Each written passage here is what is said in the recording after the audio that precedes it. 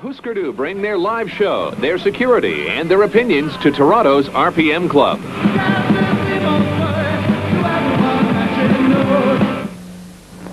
Husker du from Minneapolis have been called thinking man's hardcore, hardcore hippies, and metalcore.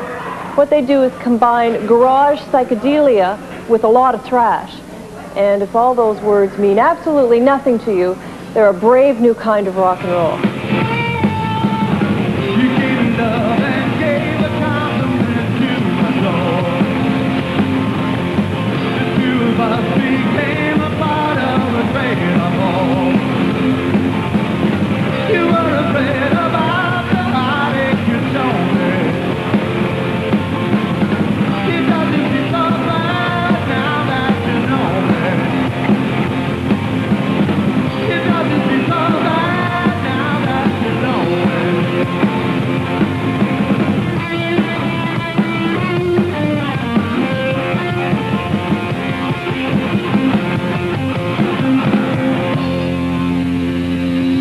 Is pop music really as disposable as radio programmers would have us think? I don't think anybody who writes music should be classified as disposable, no matter how popular or how crass it may seem, because I'm sure they're writing it from a very serious perspective for the most part. I just think they're interchangeable. I think all of us are to one degree or another.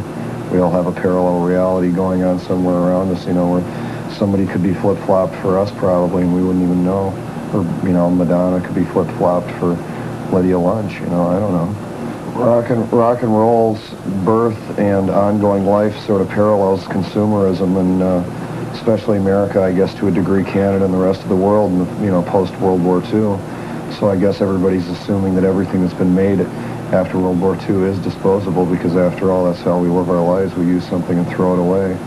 So I guess since pop music is a very immediate thing, it's also classified as disposable. I don't really think that's fair. It's not like a pair of sneakers. You know, a good pair of sneakers may eventually wear out, but a good song never wears out.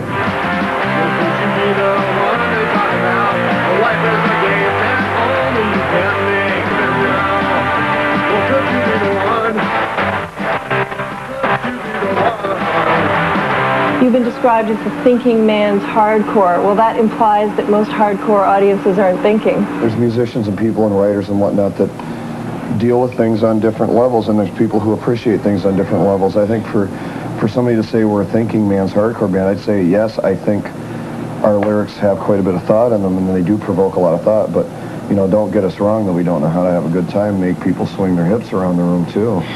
You know, it's like, I think it's the delicate balance of both.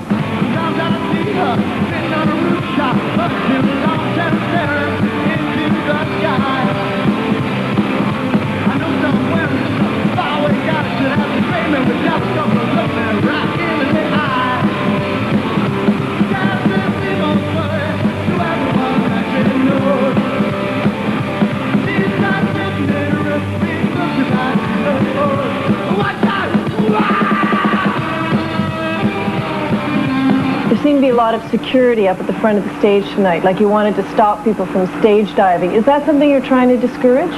Sometimes people just get a little carried away with the whole thing and have to not so much show restraint, but show respect for the other people up front that maybe don't want to get kicked in the head. You know, I don't think it's, I don't know how much of an issue of, you know, physical security people it is. I think just people, you know, have a little respect for each other. If it gets too nuts, I prefer to stop than to, like, be overrun by fools. They have no need to be on stage unless they have the courage to start their own band and find the rehearsal space. Say that you break a lot of rules. Well, in rock and roll, what's the hardest rule to break? Well, let's define what the rules are.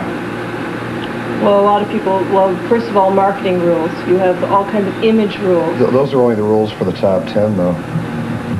Well, then what are the rules for independent? Rock and roll is a non sequitur for and so it's like, from that point, but it's like, what are the rules about It's not anymore, though. Do you think that rock and roll is still? Yeah. You still think that that's the best thing that that's the thing that rock and roll is selling now still, is sex? Well, it's like, maybe it's like bad sex. Safe sex. Safe sex, yes. always, you know, always use a capo.